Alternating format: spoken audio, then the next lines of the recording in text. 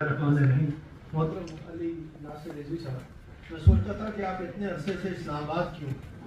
آج آپ سے مل کے پتہ لگا کہ آپ اسلام آباد کیوں ہیں۔ بہت اچھا لگا کیونکہ آپ نے جو بھی بات کی 2 دن میں 3 دن میں عمل کی بات کی، یہ نہیں دیکھا جائے گا۔ سر، میرا تعلق ریئل اسٹیٹ کمیونٹی اور ریئل اسٹیٹ کے کاروبار سے ہے۔ ہم لوگ جب کام کرتے ہیں تو سر ہمارا جو محنت کا معاوضہ ہے 2% ہوتا ہے۔ اچھا، کسی کے ساتھ اگر 25-50 ہزار کی گڑبڑ کسی ڈیلر سے ہو جائے، کسی کے ساتھ اگر کسی ریئل اسٹیٹ ایجنٹ کی 25-50 ہزار کی کوئی گڑبڑ ہو جائے تو سب تھانے میں بہت برے حالات بن جاتے ہیں اس ریئل اسٹیٹ ایجنٹ کے لیے۔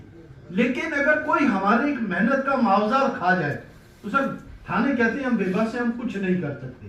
میری صرف آپ سے گزارش ہے، شاہ فیصل نے ایک بات کہی تھی، میں نے دنیا اپنے ملک سے سب کچھ ختم کر لیا، سفارش نہیں ختم کر سکا۔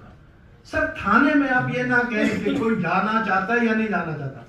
آربیٹریشن کمیٹی جو ہم لوگوں کی ہے، تھانوں کو یہ کہیں کہ جو ریئل اسٹیٹ کے معاملات ہیں سب سے پہلے آربیٹریشن کمیٹی سنیں گی، چاہے کوئی ایک شخص مانے یا نہ مانے، کیونکہ جو خریدار یا بیچنے والا ہوتا ہے سر تگڑا آدمی ہوتا ہے، سفارش سے کوئی بھی بچ نہیں سکتا، وہ تھانوں میں ان کا پلڑا بھاری ہوتا ہے۔ ہم مزدور لوگ ہیں، ہمارا تھانوں میں پلڑا مضبوط نہیں ہوتا، نتیجے کے طور پر سارا نزلہ میری ریئل اسٹیٹ کمیونٹی میں گرتا ہے۔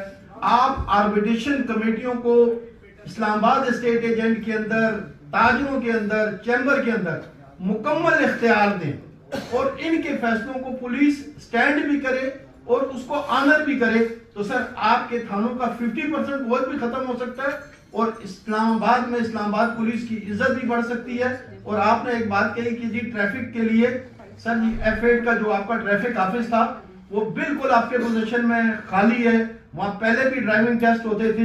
چیمبر کے دوستوں کے ڈرائیونگ ٹیسٹ کے لیے وہ جگہ مختص کر لیں، ہمارے لیے بڑی آسانی ہو جائے۔ میں محمد علی صاحب ہمارے